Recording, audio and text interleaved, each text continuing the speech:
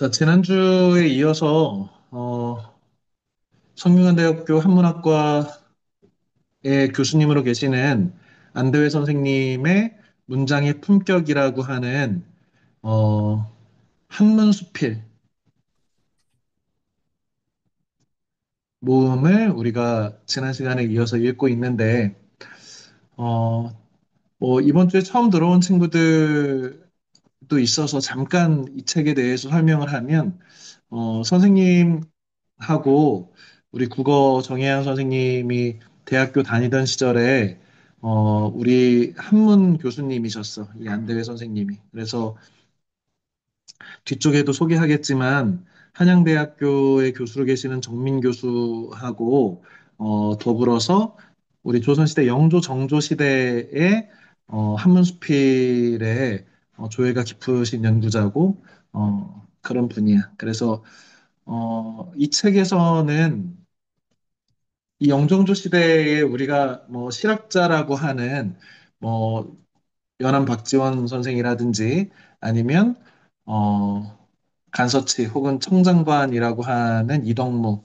등등의 뭐 허균의 글도 있고 뭐 이런 다양한 이 아주 뛰어난 문인들 한문의 문인들의 수필들을 이렇게 모으고 그 모은 것에 대한 해설을 다신 책인데 선생님이 아주 좋아하는 책이고 실용적으로는 이게 수능 문제에 무조건 한 개 세트는 한문수필을 우리가 독해해서 풀어야 돼.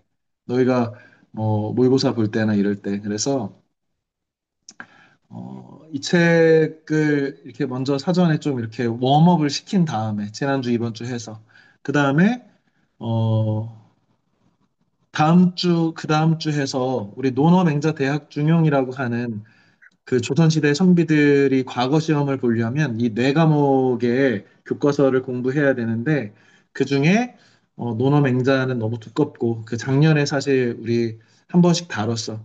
음, 그래서 논어도 했고 맹자도 했고 했는데 이번에는 대학과 중용이라고 하는 유교 경전을 다음 시간 다다음 시간에 이어서 진행하고 그 전에 이제 이런 유학을 공부한 선비들이 어떤 생각으로 어떤 글들을 썼는지를 이렇게 공부하는 시간이 어, 바로 이 문장의 품격이라는 책이다.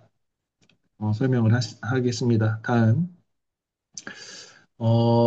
선생님의 이 지금 진행하는 우리 수민서 읽어준 프로그램의 패턴을 좀 아는 친구들은 알겠지만, 첫째 시간에는 작가의 그 프로필이라든지 작가의 삶이라든지 아니면 배경 지식들을 주로 이제 설명하고 들어갔다면, 두 번째 시간은 대체로 어, 선생님 개인의 서평, 짧은 그 소급 독후감 같은 것들을 소개를 하는 것으로 시작을 하고 있습니다. 선생님도 최근에 이 책을 다시 읽어서 지난주인가 지난주인가에 좀 급하게 쓴 글이야. 참고로 선생님이 빗선생님이라고 이렇게 써놨는데 우리 수민 국어학원의 어, 이 교육법인이지 수민법인의 새 선생님이 함께 학원을 이제 창업을 했는데 정혜양 선생님, 그 다음에 이수민 선생님, 그 다음에 선생님 이름이 이전구 선생님이야. 그래서 우리가 지금부터 3, 4년 전에 평촌화원가의 이런 컨셉의 한 10명 정도 내외의 소수의 아이들을 진짜 잘 가르치는 선생님들 3명이 각각의 우리 셋 다 국어를 전공한 사람이고, 국어를 누구보다 잘 가르칠 준비가 돼 있는 우리들이 평촌화원가라고 하는 정말 경쟁이 빡센 국어학원만 한 100개씩 되는 그런 지역에서 정말 우리 좋은 학원 한번 만들어 보자라고 의기투합을 해서 이름을 정하고 이렇게 할 때 어떤 생각을 했냐면 우리 학원 이름 어떻게 짓지 뭐 이런 얘기를 하면서 선생님이 전구잖아. 이렇게. 그 다음에 어, 이수민 선생님이 뭔가 공기 해양은 물, 그래서, 아, 물하고 공기하고 빛이 있으면 광합성을 하잖아.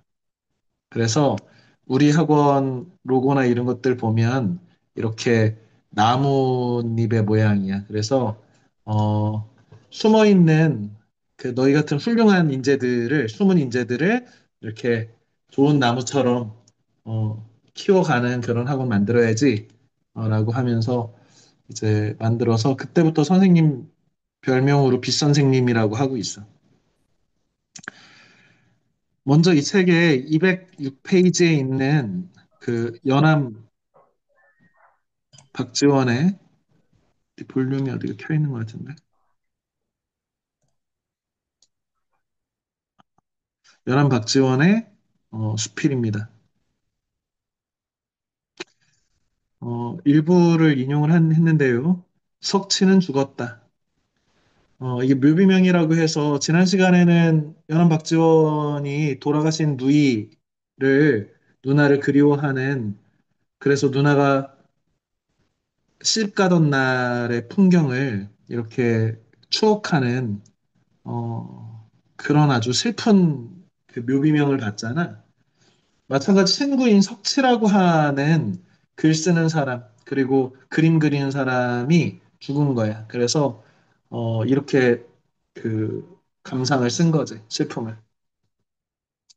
시신을 애워싸고 곡하는 이들은 석치의 처척, 아내와 첩과 형제, 자손, 친척들이니 정령코 모여 곡하는 이가 작지 않다. 그들의 손을 부여잡고 귀한 가문의 불행입니다. 훌륭한 분께서 어찌 이런 일을 당하셨단 말입니까? 라며 위로했다. 예의를 갖춰서 친구로서 유가족들을 위로했지. 뭇 여러 형제와 자손들은 절하고 일어나 머리 조아리며 저희 집안의 흉한 화를 길의 반대, 재수가 좋은 길의 반대가 흉한 것이고 복 받는 거의 반대가 화를 입는 거지. 우리 집안에 흉화를 입었습니다. 왜? 석치라고 하는 분이 돌아가셨으니까. 대꾸한다. 아주 슬프지만 복진한 장례식장의 장면입니다. 그러면 이 친구, 저 친구, 이 벗, 저 벗, 서로 탄식하며 이 사람은 참으로 쉽게 얻을 수 없는 사람이라며 한마디씩 한다. 여기까지는 그냥 뭐 일반적인 조문하는 그런 풍경들을 담고 있어. 그런데 뒤쪽을 보겠습니다. 그러니 정령코 함께 모여 조문하니 이가 적지 않다. 석치에게 원한이 있던 이들은 석치 이놈 병들어 되절하라고 사납게 욕설을 퍼붓는 터라. 석치가 죽었으니 욕설하던 자들의 원한은 벌써 갚은 셈이다. 죗값을 치르는 벌로 죽음보다 더한 것이 없으니 세상에는 분명 이 세상을 꿈인 양 환상인 양 여겨 사람들 틈에서 유히 놀면서 사는 사람이 있다. 충격적이죠. 석치라는 내 친구에 대해 죽음에 대해서 수필을 쓰는데 연한 박지원 선생이 그런데 한편으로는 가족들의 슬픔과 이런 걸 적으면서 한편으로는 석치란 이 친구를 그렇게 미워하던 사람들이 평상시에 석치는 병들어 되져버려라 라고 욕하던 거를 써놨어. 그러면서 뭐래? 그렇게 욕하던 자들 이제 석치가 죽었으니 속시원 하겠네. 죗값을 치르는 벌로는 죽음보다 더한 것이 없으니 그냥 그래 죗값 치르고 갔다고 생각해라 이놈들아. 무슨 감정으로 이런 글을 썼을까? 연한 박지원이 이런 글을 썼을까? 선생님 개인적으로는 어떻게 보면 굉장히 일반적인 선비들의 글로부터는 완전히 벗어난 어떤 형식의 글이구나라는 생각을 하면서 특이하다. 진짜 연한 박지원답다. 그들은 석치가 죽었다는 말을 들으면 분명코 그가 진짜 세계로 돌아갔다고 여겨 크게 웃느라 입에서 밥알이 날아다니는 벌처럼 튀어갈 테고 가끔이 썩은 새끼줄을 잡아당기는 듯 입을 벌리고 하하하하 막 이렇게 웃으니까 가끈이 끊어질 거래.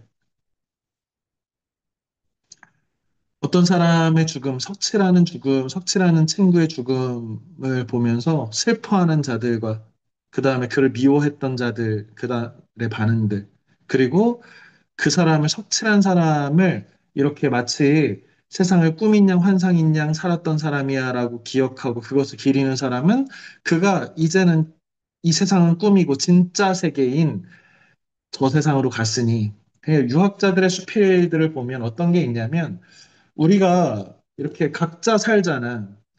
예를 들어서 선생님이 이렇게 손가락을 이렇게 좀 이렇게 찔려가지고 아파. 아이고 아프다라고 하지만 너희들이 선생님의 고통을 알 수 없잖아. 그리고 너희들이 막 감기에 걸려서 아프다고 해도 속상하다고 해도 사실은 선생님이 그냥 이렇게 유추해서 알 뿐이 직접은 모르잖아. 그래서 이렇게 각각의 개별자 안에서 이렇게 자기만 알고 살게 되는 이 세상이 끝나면 우리가 죽고 나면 원래 왔던 우리 자연으로 돌아가서 우리가 다 사실은 이렇게 분절돼 있는 한 사람 한 사람 하윤이, 승아, 수아, 준엽이 예준이, 민서 이런 식으로 나뉘어져 있는 게 아니라 하나의 우주로서 원래 자리로 한 덩어리로 돌아간다고 생각했어.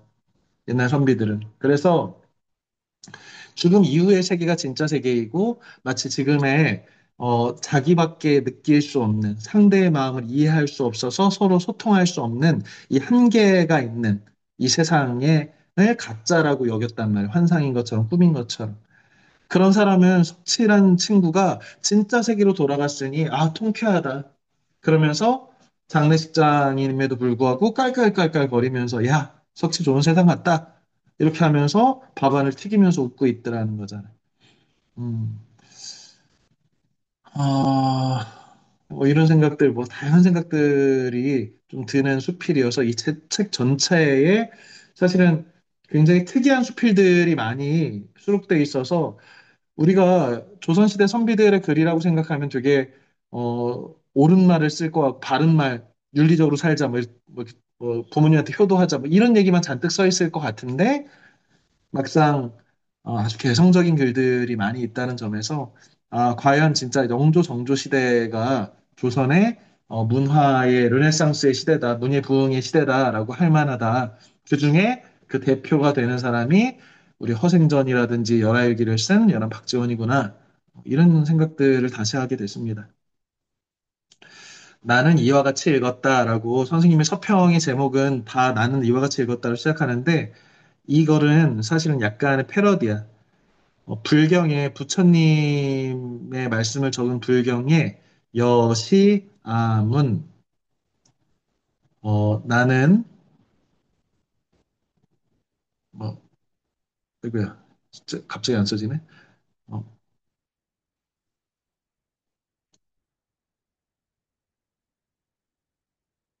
아이고야 시자를 내가 시자를 못 쓰다니 아문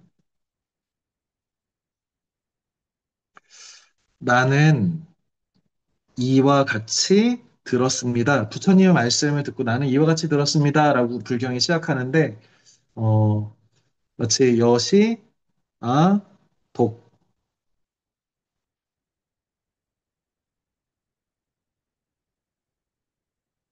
나는 이와 같이 읽었다. 불경에서 패러디를 했어. 대학 시절 은산이신 선생님, 정혜연 선생님, 선생님이라고 했지, 교수님. 안대희 선생님의 저작이다. 나의 벨 에포크, 벨 에포크는 어떤 사람이 생각하는 과거에 가장 좋았던 시대, 돌아가고 싶은 그 이상적인 시대를 프랑스어로 벨 에포크라고 하는데, 선생님의 벨 에포크는 돌아가고 싶은 과거의 우리 역사는 18세기의 영조 정조 시대야. 이때는 누가 있었냐면 지금 여기에 수필을 쓴 그 수많은 사람들 그리고 김홍도 같은 그리고 신용복 같은 화가들 그리고 아주 괴짜인 최북 같은 자기 그림을 남이 그 높은 사람이 나한테 막 글 그리라고 막 강요하니까 자기 눈을 찔러가지고 그 앞에서 눈을 찔러가지고 내 눈이 나를 이렇게 자유롭지 못하게 하는구나라고 하면서 이렇게 아주 포악을 떤 그런 아주 맹렬한 기세의 화가들, 예술가들, 이런 사람들이 있던 시대, 이 18세기의 이 선비들, 이 선생님의 베르포크입니다. 익숙한 소품문들, 소품문이라는 것은 이게 명나라 지나서 청나라 시대에 이 척독이라고도 하고 하는데 되게 짧은 그 수필이 개성적이고 짧은 수필이 유행을 했거든, 한문 수필이. 그래서 이런 것들을 정조는 엄청 미워해서 어 논어맹자 대학중용 같은 고문체를 본받아야지 이렇게 파리 대가리 같은 이 과두문이라고 욕했는데 이렇게 짧고 너무 그냥 그 가벼운 이런 그 개성적인 문체를 이 정조가 볼 때는 이게 그 너무 안 좋게 봐서 탄압하고 했는데 뭐 그런 글들을 이제 소품문이라고 합니다. 이게 자유로운 소필이야. 요즘으로 치자면 에세이 같은 거야. 우리가 읽고 있는 게 소품문이야. 소개하는 책인데 향수를 그리움을 자극하는 글들이 많다. 특히 연암 선생의 큰 누님을 보내고와 이에 대한 형함, 이덕무 선생의 평은 지난 시간에 선생님이 같이 읽었지요. 언제 보아도 명문장이다. 정말 눈물이 납니다. 진짜 연암의 큰 누님을 보내고를 보면 내 누나가 죽어서 그의 가족들이 이제 누나를 배에 실어가지고 상여를 실어가지고 저 산에다 묻으러 가는데 영영 안 나올 거래. 거기 그냥 시골 가서 살 거래. 그러면서 그날 뭘 떠올리는 거야? 누나가 저렇게 떠나던 날. 언제? 내 어린 시절에나 철부지던 시절에 우리 큰 누나가 시집 가던 날. 그날의 풍경들. 그날에 내가 누나 시집 간다고 심통 나가지고 막 그러니까 조그만 선물 주면서 달래던 그런 누나의 모습. 그를 대비시켜가지고 아주 명문장을 썼는데 시도 멋지고요. 또 그것에 대해서 친구인 이덕무가 또 자기의 그 경험담을 쓰는 그런 얘기들을 지난주에 선생님이 강의를 했지요. 형암의 평은 언제 보아도 명문장이다. 또한 형암 선생의 이덕무의 맹자를 팔아 밥을 해먹고 이것도 지난 시간에 선생님이 설명했는데 이덕무라고 하는 서자가 간서치 자기의 이름을 책만 버는 바보라고 짓고서 맹렬히 책을 공부했는데 문제는 뭐야? 서자는 과거 시험을 못 보잖아. 그냥 공부해가지고 관직에 갈 수도 없는데 그냥 책 보는 거에 그냥 너무 인생을 갈아 넣고 있는 거지. 그러다 보니까 굶어 죽게 생겨가지고 자기 집에 제일 귀한 게 하나밖에 없는데 다 팔아먹어가지고 맹자 책을 끝까지 안 팔았는데 굶어 죽는 것보다는 맹자를 팔아야 해서 그걸 먹겠다 그래서 맹자를 팔고 그것으로 밥을 해 먹고서 신이 나가지고 이게 약간 반어적이지. 사실은 신답겠냐? 돈 없어서 귀한 맹자를 팔았는데 그래서 그 유득공이라고 하는 영재 유득공 발해고라고 하는 발해 역사를 우리한테 소개한 유득공을 찾아가서 영재야 나 맹자 팔아서 밥 먹었어. 그랬더니 그래? 나도 며칠째 굶고 있는데 안 되겠다. 좌시춘추 춘추자전을 갖다 팔아서 밥을 먹고 너 온 김에 나랑 술 한잔 마시자. 그래서 그 귀한 이 좌시춘추를 팔아가지고 또 친구랑 술 마시면서 이석우라고 하는 친구한테 편지 쓴 거지. 뭐라고 썼어? 맹자께서 직접 밥을 지어주시고 좌구명, 좌시춘추를 쓴 좌구명 선생이 우리한테 술을 따라주시니 너무 기쁘다. 책 읽는 것이 이렇게 쓰잘데기 없다. 이게 맨날 책 읽고 공부해봐야 아무 쓰잘데기가 없고 이거 팔아가지고 술 먹고 밥 먹는 게 훨씬 도움이 돼. 어떻게 생각해? 이렇게 편지를 썼다는 거잖아. 음, 반어적이지. 아무리 공부하고 책을 읽어도 신분적 한계 때문에 서자라는 적서차별의 한계 때문에 세상에 쓰이지 못하는 것을 울분을 그런 식으로 희화화해서 자조적으로 스스로를 비웃는 희문으로 웃기는 글로써 친구한테 편지를 쓰는 마음. 한편으로 읽으면서 선생님 되게 짠하기도 하고 통쾌하기도 하고 아, 이것이 진짜 문장의 품격이구나라는 생각을 했습니다. 맹자를 팔아 밥을 해먹고 또 다시 읽었는데 선생님 이 책 뭐 수십 번 읽었지 이 글은 이 글이 주는 위안 이 글이 위안을 주던 핍진하던 선생님도 이렇게 돈 벌기 전에 이렇게 생활인으로 돈을 벌기 전에 글 쓰겠다고 혹은 뭐 여러 가지 형편 때문에 아주 가난하고 힘들고 책 읽던 시절에 함께 떠올라서 지금의 나를 돌아보게 한다. 음. 지금은 그래도 너희들 이렇게 가르치면서 그렇게 어렵지 않게 그래도 밥 먹고 사는데 과거의 미래도 불투명하고 하지만 열렬히 책을 읽고 공부하고 정혜영 선생님하고 같이 이렇게 어, 이 한문을 공부하고 하던 시절에 어, 그때 이렇게 떠올려 보면 그때가 또 이렇게 추억은 항상 약간 미화되는 것도 있잖아. 그래서 약간 그립기도 하고 그렇게 좋은 글 쓰겠다고 맹렬히 책을 읽고 공부하던 시절에 이런 글들, 이 가난한 문인들의 글들을 읽으면서 위로를 받고 하던 시절이 좀 떠올랐어. 말똥구리 시집이라고 하는 오늘 선생님이 해설을 할 텐데 이동무의 글이지요, 마찬가지로. 황희정승의 일화가 있는데 우리에게 익숙한 버전의 이야기보다 이것이 좀 더 사실에 가깝지 않나 싶다. 위에 인용한 석치 정철조 제문은 이번에 처음 본 문장이다.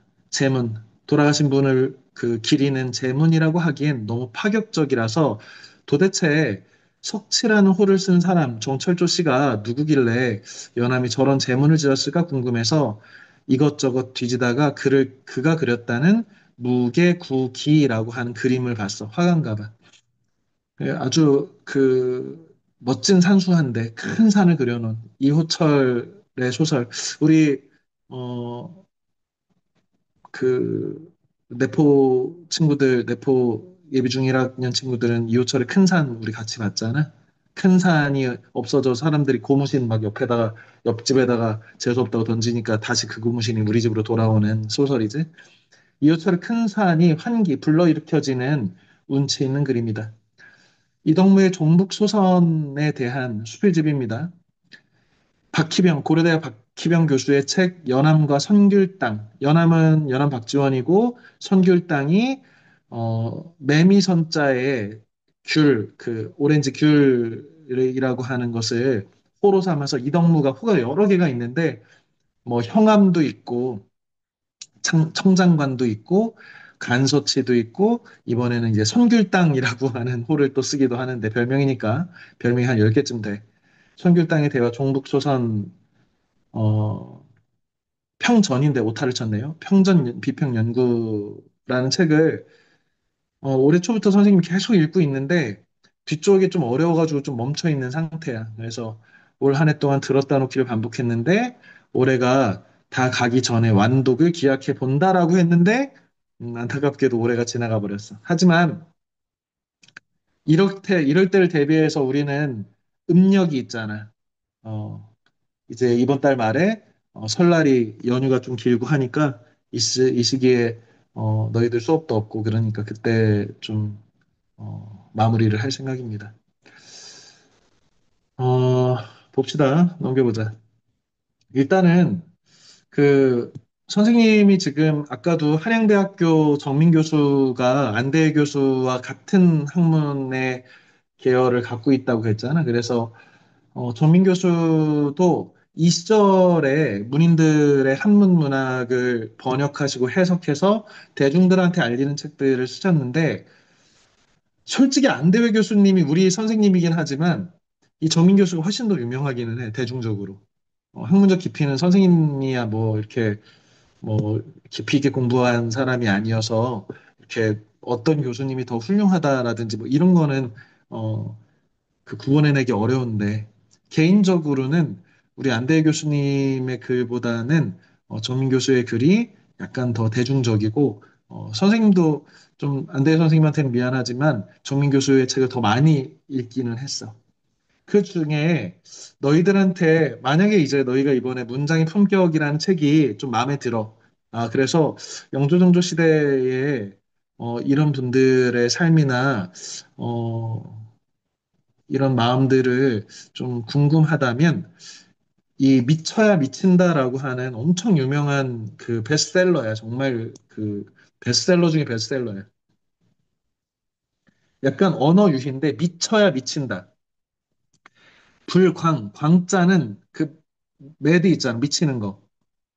미치지 않으면 불급. 급은 도달하다, 미치다. 어디 이렇게 우리가 이렇게 윤석열처럼 미쳐도 미친 거고 어느 경지에 도달하는 것도 경지에 미친다고 하잖아. 우리 자원급제할 때 그 미치는 거야. 이렇게 도달하는 거. 어떤 레벨에 도달하는 거를 급제라고 하잖아. 우리가 어떤 레벨에 도달하려면 어떻게 해야 된다고? 어떤 경지에 도달하려면 미쳐야 된대.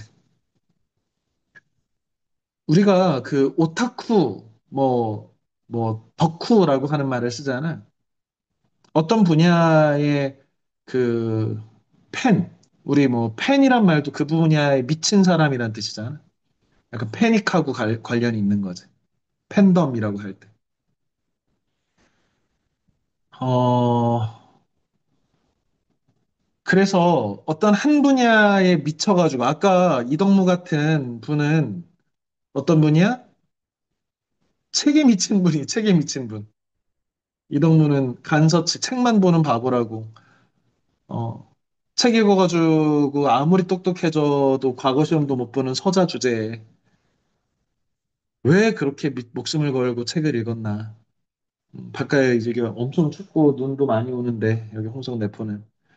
어, 어느 날 이덕무 선생이 그 동생하고 방에서 책을 읽고 있는데 너무 가난한 선비 둘이 굶기도 하고 배도 고프고 눈은 엄청 많이 오고 추워 죽겠어서 이불 같은 건 벌써 다 팔아 먹었고 그래서 잘 때 이렇게 책을 읽다가 오늘 공부 다 했으니까 자자 그러면 책을 이렇게 펼쳐가지고 이불처럼 덮고 오도독 떨며 자고 아침에 일어나면 그 책을 다시 정리해서 다시 공부하고 이렇게 형제가 이렇게 있는데 이 동네에 유명한 공부하는 형제인 거지.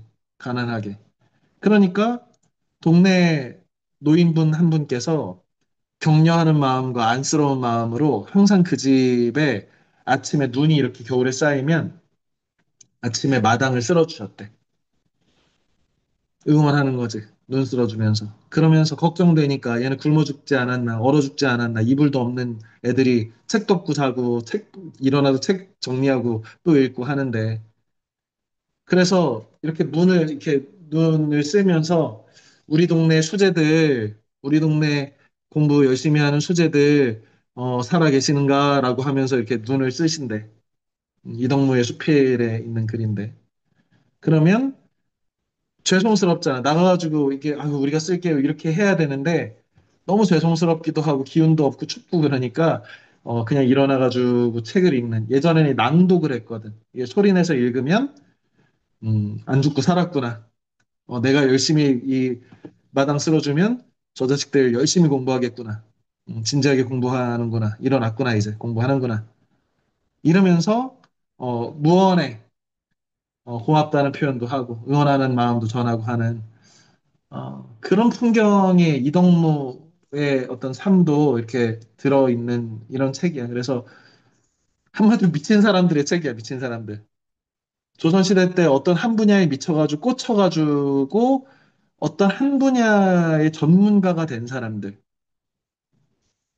이렇게 미치지 않으면, 한 분야에 미치지 않으면 그 분야의 최고봉에 오를 수 없다. 그래서 그걸 광기가 없으면 불급, 도달하지 못한다. 라고 하는 그 주제의 책인데, 기회가 되면 도서관에서 빌려서 꼭 한번 읽어보기를 권하는 책입니다. 읽다 보면, 와, 진짜 미친 사람들이구나. 정말 우리가 한 분야에 진짜 최정점에 도달한다고 하는 것이 이렇게 쉽지 않은 일일 수도 있겠다. 하지만 그렇게 좋아하는 일에 꽂혀서 우리가 드립다 파다 보면, 음, 전문가가 되는구나. 어떤 미치고 싶은 어떤 한 분야에 미칠 일을 찾는 게 중요하겠구나. 이런 생각을 하게 하는 책입니다. 미친 사람 얘기를 한번 해보겠습니다. 꽃에 미친 김군. 누가 쓴 글이냐면 초정이라고 하는 호를 쓰는 박제가 추신제가 치국평천하할 때 대학의 제가라고 하는 어, 가지런할 제자에 집가자를 쓰는 박제가 박제가의 북학의라고 하는 책을 국사 시간에 배울 텐데 청나라 사신으로 연경에 베이징에 자주 왔다 갔다 하면서 청나라의 선진 학문들을 우리가 조선이 배워야 된다. 병자호란 이후에 청나라를 무시하고 오랑캐, 저 여진족, 저 야만족들, 바바리안들이라고 하면서 저 오랑캐들 거 배울 필요 없어. 오히려 원수 갚아야 돼, 저놈들. 라고 하면서 선진 기술이나 문명을 받아들이지 않았던 조선 성리학에 굳어 있는 사람들에게 아니다. 북학, 청나라 배워야 된다.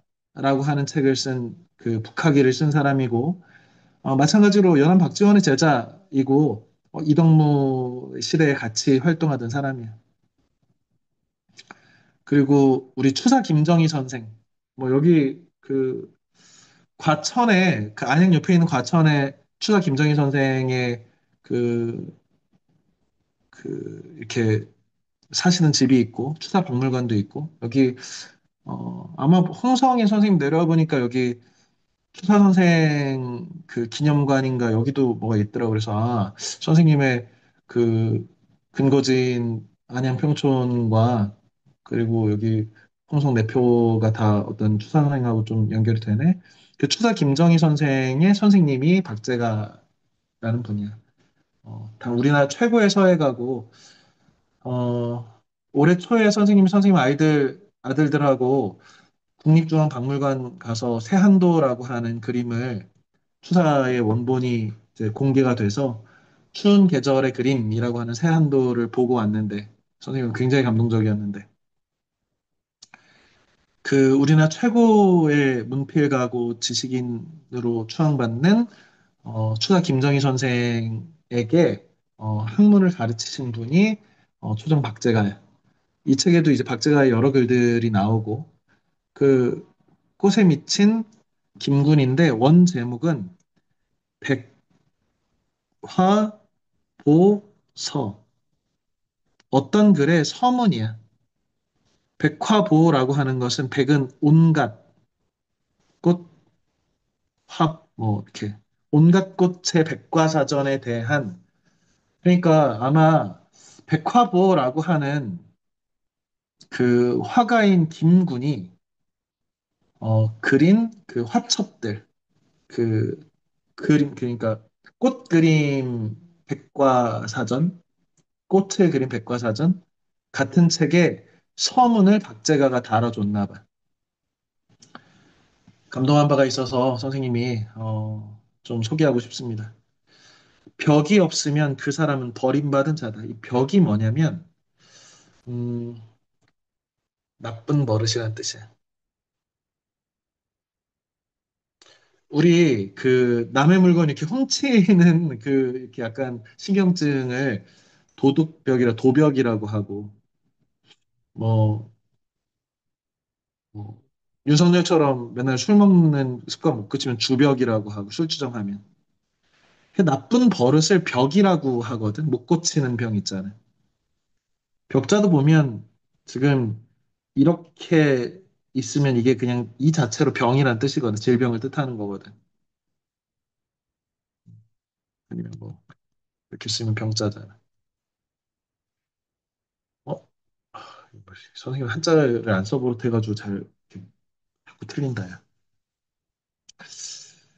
그런 어떤 사람이 아까 미쳐야 미친다랑 비슷한 얘기인데 어떤 사람이 그냥 둥글둥글 다 좁은 게 좋고 이렇게 해서는 세상으로부터 버림받을 자라는 거야. 요즘식으로 얘기하자면 그 사람만에 꽂혀서 드립다 파는 정말 개성적인 어떤 마음이 없는 사람은 버림받을 걸 이렇게 시작하는 거지. 아주 괴팍한 문장이죠, 이것도. 벽이 없는 사람은 야 우리가 나쁜 버릇 없으면 얼마나 좋아. 그런데 뭐래 박재가는 그런 독특한 버릇이 독특한 나쁜 게 하나씩은 있어야 세상으로부터 버림받지 않고 유니크한 인간 된다는 거예요. 벽이란 글자는 질병과 치우침으로 구성된다. 이게 합자지. 지금 이게 치우칠 벽자고 바깥은 질병을 뜻하는 글자예요. 그러니까 이 벽이란 글자는 어떤 거야? 편벽된, 한쪽으로 치우쳐버린 병을 앓는다.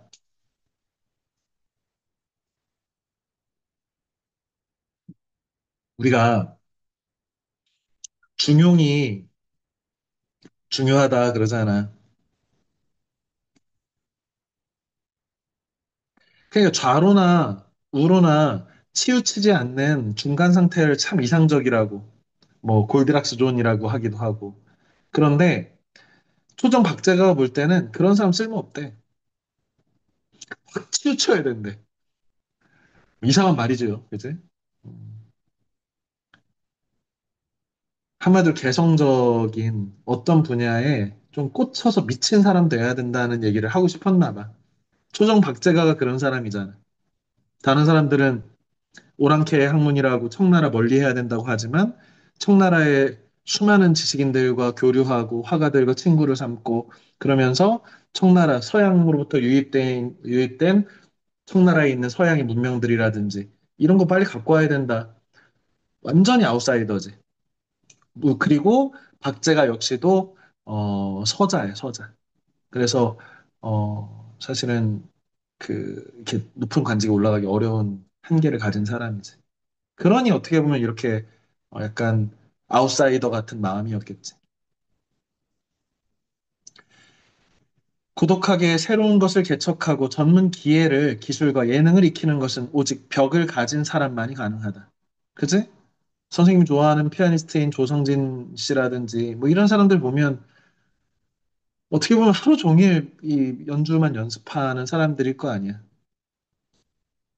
김구는 곧장 화원으로 달려가서 꽃을 주시한 채 하루 종일 눈 한 번 꿈쩍하지 않는데 꽃 아래 자리를 마련하여 누운 채 앉아있기도 힘드니까 누워가지고 계속 보고 있는 거야. 꼼짝하지도 않고 손님이 와도 말 한마디 건네지 않는다. 거의 미친 사람이지 진짜 이 정도면. 그런 김군을 보고 미친놈 아니면 멍청이라고 생각하여 손가락질하고 비운단 자가 한둘이 아니다. 그러나 그를 비웃는 웃음소리가 미처 끝나기도 전에 그 웃음소리는 공허한 메아리만 남기고 생기가 싹 가시게 되리라. 왜? 얘가 그린 꽃 그림을 한번 보라는 거예요. 그러면 못 웃을걸? 이렇게. 음. 그래서 선생님이 그 김군이 그린 그림들을 가져왔습니다. 이 백화보에 있는 뭐 이런 식의 책인 거지. 어. 니네 꽃에 미친 놈이라고 하루 종일 꽃 앞에서 앉아 있고 집중하고 보고 있고 허리 아프면 둘어너서도 보는 이 미친 놈이라고 아지. 너 얘가 그린 그림 보면 생기가 싹 가실걸? 웃음이 안 나올걸? 이런 거지. 김군은 만물을 마음의 스승으로 삼고 있다. 김군의 기에 테크닉, 예술, 아르테, 아르테라고 해야지. 아르테는 천고에 아주 천년 전에 누구와도 비교해도 훌륭하다. 백화보, 온갖 꽃의 백과사전을 그린 그는 꽃의 역사에 공헌한 공신으로 기록될 것이며 남들은 사마천의 사기열전 정도 아니면 조선 왕조실록, 자치통감 이런 위대한 인간들의 역사를 쓴 사람만 위대하다고 하지 니네 성리학자들, 선비들 꽃 나라가 있다면 꽃의 역사 백화보를 쓴 얘가 아마 공신일걸? 최고의 공적을 한 신하일걸? 기록될 것이며 향기의 나라가 있다면 제사를 올리는 공자맹자를 이렇게 제사 지내자는 위인이 될 것이다. 벽에 이 편벽된 질병에 한마디로 한번 어디 오타쿠가 된 것에 공훈이 참으로 거짓이 아니다. 아, 벌벌 떨고 게으름이나 피우면서 천하의 큰 일을 대사를 그르치는 위인들은 이 위인은 캐릭터란 뜻이야. 그 위대한 인간이 아니야. 그냥 사람 됨됨이란 뜻이야. 이 할위자를 쓰고 사람인자를 쓰는 위인입니다. 위대한 인간이 아니야. 대사를 그르치는 위인들은 사람들은 편벽된 벽이지. 한쪽으로 치우쳐서 꽂히는 병의 없음을 뻐기고 있다. 나는 아무 나쁜 버릇이 없어. 나는 둥글둥글 잘 살고 있어. 그런데 박재가 볼 때는 어떤 사람이야? 게으름이나 피우고 있는 자야. 어디에 꽂혀가지고 전문가가 돼가지고 거기에 미친 사람이 된 사람은 그런 높은 경지에 이르려면 편벽된 병 없이는 못하는 거야. 이런 자들이 이 그림을 본다면 깜짝 놀랄 것이다. 왜? 니네는 근처에도 못 갈 그림이라는 거야. 둥글둥글 좋은 게 좋고, 이것도 하고 저것도 하고, 이렇게 해가지고는 이 경지에 이르지 못해. 너 김군 사람들 다 욕하지? 얘는 미친놈이야. 맞아. 그렇지만 꽃의 나라의 향기의 나라에선 얘가 위대한 사람일걸? 응원해 주는 거지. 이 그림책에 대해서. 을사년 초여름에 초비당 주인 연암 그 초당 초정 박제가가 쓴 글이지요. 어, 엄청 유명한 그림인데 이것도 이 김군이 누구냐? 여기 아까 선생님이 얘기한 최북이 있고요. 이 최북의 그림이 아주 놀라운 그림이어서 사람들이 권력자들이 가가지고 최북한테 그림 좀 제발 하나만 그려줘 하나만 그려줘 그러다가 강제로 막 그리게 하고 하니까 자기 눈을 찔러버렸다는 거잖아. 우리 김홍도는 이렇게 이렇게 피리를 잘 부는 사람입니다. 강세황도 뭐 우리나라 최고의 화가 중에 하나고 심사정도 그 산수화의 대가고. 그런데 이 늙은 아주 이 대단한 사람들 옆에 누가 있어? 꼬맹이 하나가 있네. 이 사람이 김군이지. 백화보라고 하는 책을 그려낸. 어, 모르긴 해도 대단한 사람인 것 같아. 이 꼬맹이가 그려져 있잖아. 나머지는 다 나이도 많으시고 막 이런데 이 대단한 화가들의 모임에 꼬맹이 하나가 이렇게 있는 거야. 김홍도 옆에. 강세황이나 심사장 옆에. 궁금합니다. 자, 말동구리 시집. 우리 아까 형암 선생, 박제가란다. 이동무 선생의 글이지요. 음, 사무와 자해가 놀다. 나가 놀다 비단옷을 입은 소경을 보았다. 눈먼 분을 봤대. 자해가 구슬퍼 탄식하며 말했다. 슬프다. 제 몸에 걸치고도 지 눈으로 보지 못하네. 그지? 아름다운 옷을 입었는데도 이 눈먼신 분이니까 안타깝다고 한 거야.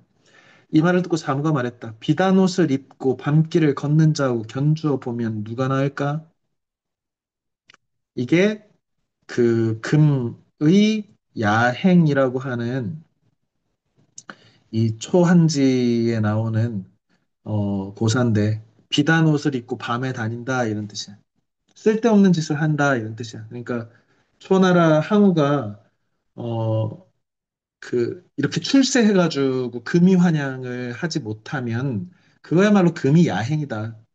남자가 나가가지고 세상에 나가가지고 큰 일을 떨쳐가지고 자랑스럽게 고향 돌아가고 떵떵거리는 거 이거야말로 진짜 통쾌한 일 아니냐. 그걸 못하면 금의 야행 비단 옷 입고 밤길 다니는 깜깜한데 아무도 못 보는 옷을 입은 것과 다를 바 없다 이런 얘긴데. 그러니까 깜깜한 밤에 아름다운 옷을 입고 다니는 사람과 비단 옷을 입고 사람, 눈이 먼 사람이 아름다운 옷을 입는 것과 어떻게 다를까? 드디어 청허 선생을 찾아가 누가 나은지 물었다. 선생은 손살에 치면서 나는 몰라, 나는 몰라 라고 했다. 모른다. 세상에는 모른다가 정답인 게 있는 거지. 옛날 황희정승이 우리 세종대왕 때 명재상이지.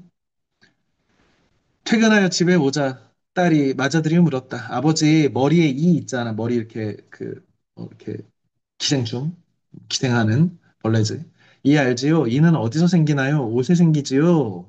그렇다라고 대답했다. 딸이 웃으며 내가 분명히 이겼다라고 했다. 이번엔 며느리가 물었다. 이는 살에 생기는 거 아닌가요? 황희정승은 네 말이 맞다. 황희정승 이런 캐릭터잖아. 네 말도 맞다, 네 말도 맞다, 네 말도 맞다. 며느리가 웃으며 아버님은 내가 맞다고 하셨다라고 했다. 그래서 부인이 화를 내며 누가 대감을 지혜롭다고 할까? 우리나라 총리야 세종대왕도 인정하는 명재상인데 다들 지혜롭다고 하는데 옳고 그름을 다투는 양쪽 일에 양쪽이 다 옳다고 하니 정승은 빙그레 웃으며 이렇게 말했다. 딸애랑 며느리 다 이리 와보거라. 대저 이른바 이는 살이 아니면 생겨나지 않고 옷이 아니면 붙어 있지 않다. 그래서 양쪽의 말이 다 옳은 것이다. 하지만 장롱에 든 옷에도 이가 있고 너희가 옷을 벗고 있어도 가려운 때가 있다. 땀 기운이 모락모락 나고 풀기가 푹푹 찌면 옷과 살 사이에 떨어지지 않고 붙어 있지도 않은 곳에서 이가 생긴다. 뭐야? 네 말도 맞고 네 말도 맞다는 것이 이가 어디 생기냐면 살과 옷 사이에 산다는 거야. 그리고 옷 다 벗어도 이가 물어서 가렵고 장롱의 옷을 벗어나도 장롱의 옷이 이 옷에도 이가 있잖아. 그러니 네 말도 맞고 네 말도 맞다가 정답이라는 거야. 우리는 한쪽 편을 딱 들어가지고 무조건 한쪽 편말이 옳은 것을 정해야 하는 것처럼 생각하잖아. 물론 그래야 될 때도 있지. 음. 자, 백호 임제가 말에 올라타려 할 때 종이 나서며 말했다. 날이 취하셨습니다. 한쪽에는 가죽신을 신고 한쪽엔 집신을 신으셨네요. 패셔니스타네, 그지? 요즘은 뭐 이렇게 짝짝이 신발 신잖아, 멋있게. 스트릿하게. 백호가 냅다 꾸짖었다. 야, 내가 말 탔잖아, 지금 이게, 아이고, 이렇게 말을 이렇게 탔으니까. 이렇게 한쪽 다리는 저쪽에 있고 한쪽 다리는 이쪽에 있을 거 아니야. 야, 길 오른쪽에 있는 내가 가죽신 신었다고 할 거고, 길 왼쪽에 있는 이는 내가 집신을 신었다고 할 거다. 내가 격려할 게 뭐냐? 생각해보니까 신박하네요. 이것으로 따져보면, 천하에 발보다 쉽게 눈에 띄는 것이 없지만, 보는 방향의 달라짐에 따라서, 이거 유비추리 하고 싶은 거잖아. 뭐야? 관점에 따라서 진실이 다를 수도 있어. 너의 관점에서 그런 생각을 갖고 있다는 것이지, 반대편에서 면 집신이야, 반대편에서는 가죽신이야. 이거를 이제 퍼스펙티비즘, 관점주의라고 하는데, 상대적으로 우리가 어떤 대화를 나누다 보면 저 사람 저런 관점에서 이렇게 생각할 수도 있겠거니? 라고 이렇게 관용하고 포용할 수 있는 자세가 필요한데, 우리는 저런 생각하는 사람 미친놈 해가지고 그냥 대화를 안 해버리고, 그냥 매도해버리고 이런 게 있는 거지. 지금의 정치 현실을 봐도 그런 측면이 없지 않아 있어서 선생님도 좀 주의하려고 하는데. 자, 보는 방향의 달라짐에 따라 가죽신을 신었는지 집신을 신었는지 분간하기 어렵다. 따라서 참되고 올바른 견해는 참으로 옳음과 그름의 중간쯤에 있다. 그 중간을 딱 맞추자는 게 아니라 양극단에 대해서 다 고려할 줄 알아야 중용이지. 예컨대 땀에서 이가 생기는 것은 지극히 미세하여 살펴내기 어렵기는 하지만 옷과 살 사이에 빈 공간이 있어서 떨어져 있지도 않고 붙어 있지도 않으며 오른쪽도 아니고 왼쪽도 아니니 어느 누가 그 중간을 알아낼 수 있으랴. 말똥구리는 스스로 말똥을 아낄 뿐 여룡, 저 그 용의 드래곤의 머금은 구슬을 부러워하지 않는다. 여룡도 구슬이 있다고 해서 말똥구리에 말똥을 비웃지 않는다.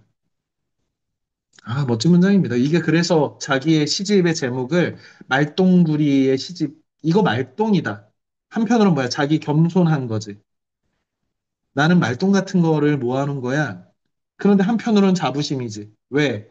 말똥구리는 말똥구리 관점에서 이게 귀하고, 용한테는 여의주가 귀하지. 하지만 제대로 된 용이라면 말똥구리의 말똥을 비웃지 않을걸?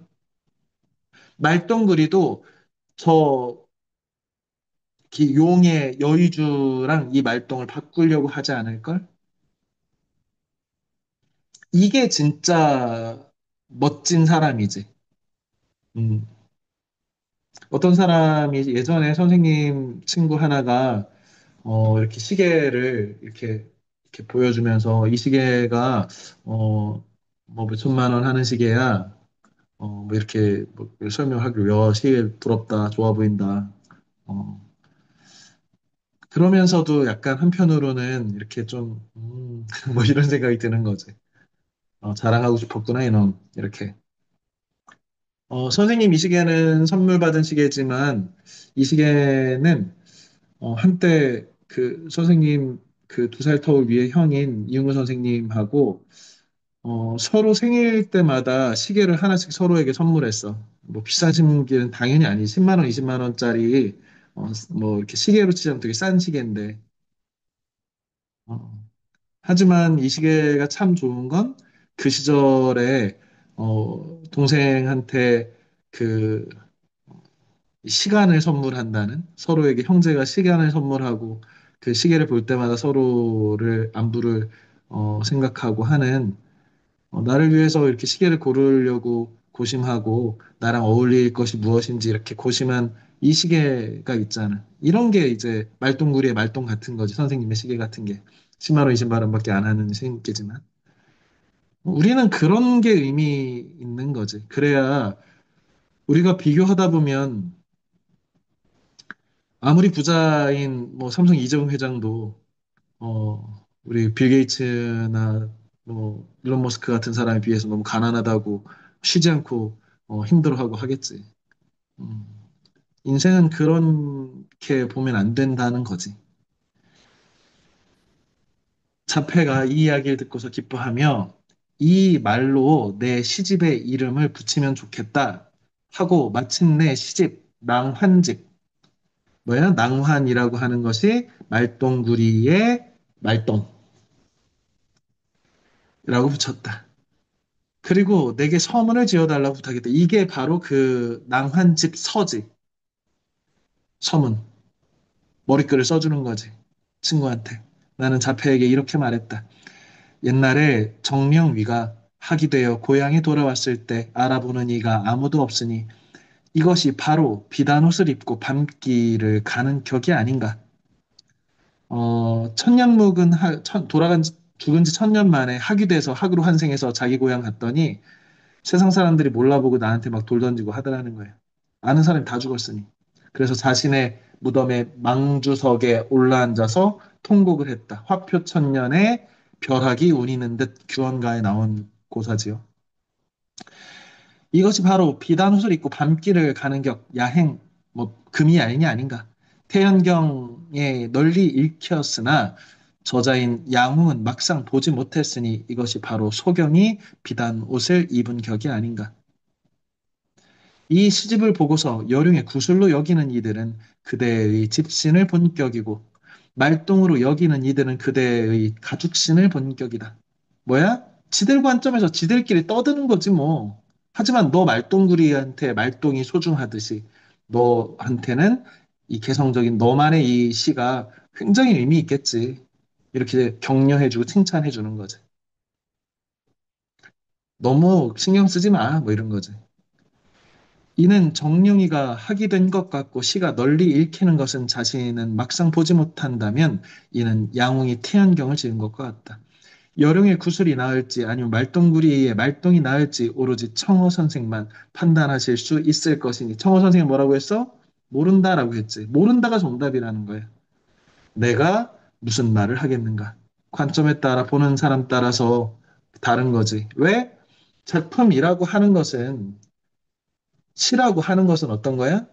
그 사람이 작가가 만들어서 이 세상에 내놨지만 이것은 독자의 자신의 경험과 자신의 배경 지식과 자신의 그 현 시점의 감정과 상호작용하면서 어떤 시가 그 여룡의 그 구슬로 보이기도 하고 어떤 사람에게는 말똥으로 보이기도 하고 한다는 거지. 그러니 뭐가 정답이라는 거야?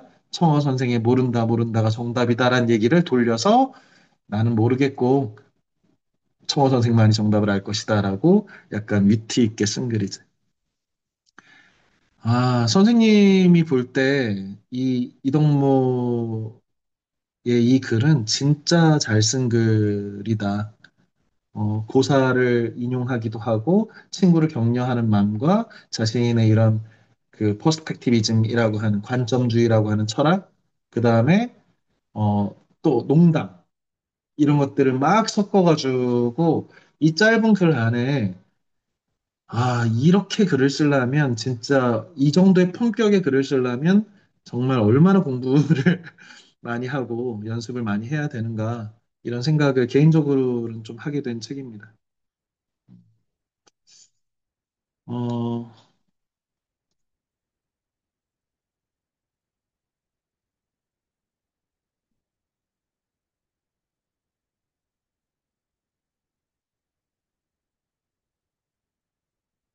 다음 시간 안내를 하고 마치겠습니다. 다음 시간에는 지금 문희출판사에서 대학 중용을 합본으로 내놓은 그 책이 있어. 이 책을 구하는 것이 원칙이긴 한데, 선생님 같은 경우에는 다른 출판사의 책을, 이거는 그냥 뭐, 그, 송백효 선생의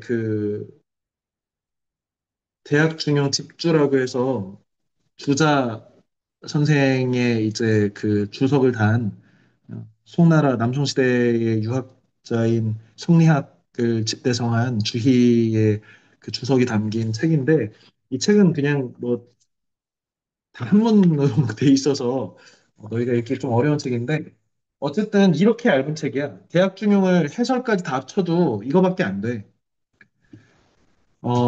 이게 고전이고 그 과거 시험 보는 선비들의 글이라고 쫄 필요가 없어. 이게 한글로 그냥 해석을 줄 읽으면 돼. 선생님이 다음 주는 대학을 너희가 대학 파트, 이게 반반씩이거든, 거의. 대학이 좀 짧기는 해. 중용이 약간 길긴 한데, 다음 시간에 이 책의 대학 파트 해봐야 뭐 몇십 페이지 되지도 않아. 이 대학 파트를 읽어오고, 그 다음 주는 중용 파트를 읽어서 다음 주는 선생님이 대학에 대한 이야기를 해설할 거고 그 다음 주는 중용에 대해서 해설을 하겠습니다.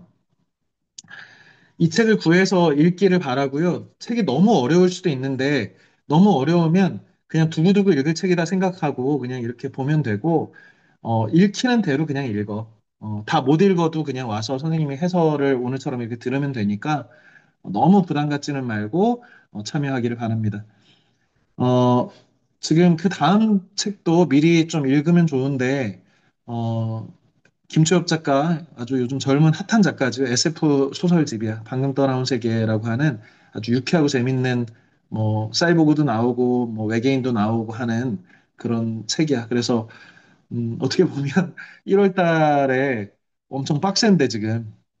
이 빡센 시기를 이렇게 좀 걸치고, 마지막 설 명절주를 한 주 쉬었다가 2월 5일에 요 책을 다룰 거니까 미리미리 책을 구해서 읽기를 바라고요.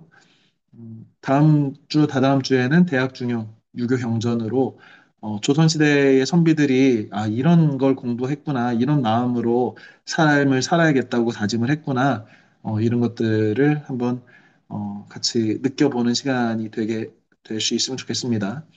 열심히 책을 읽고 건강한 모습으로 만납시다. 다음 주에 봅시다. 모두 고생했습니다. 안녕. 감사합니다. 안녕히 그래, 계세요. 고생했어. 그래. 안녕히 안녕히 계세요. 계세요. 안녕히 계세요. 안녕, 안녕. 안녕히 계세요. 그래, 안녕. 안녕히 계세요. 안녕히 그래요, 잘 계세요. 안녕. 안녕, 이경. 안녕히 계세요. 안녕, 라임. 이민서도 안녕. 안녕히 계세요. 그래. 안녕히 계세요. 그래, 건영이도 굿나잇이다. 네. 음, 안녕히 계세요. 그래, 예준. 네. 예준 수업 시간에 너무 웃지 말고, 자식아. 네. 그래요. 자, 모두 고생했습니다.